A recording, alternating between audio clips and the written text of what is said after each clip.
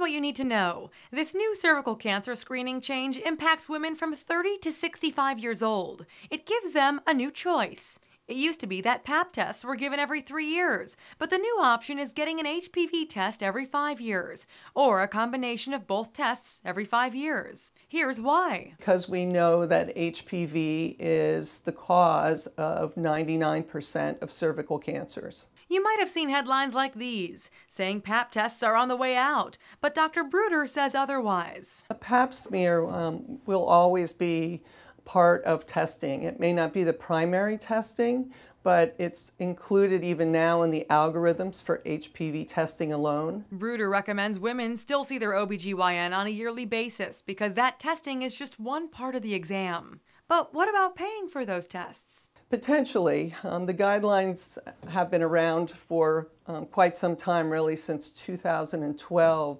we've been seeing this. And I expect at some point insurance companies will start looking at reimbursement for tests that are done too soon. In other words, if you go sooner than the 3 to 5 year recommendation, you might be paying out of pocket. For women ages 21 to 29, nothing has changed. You should still get a Pap test every 3 years.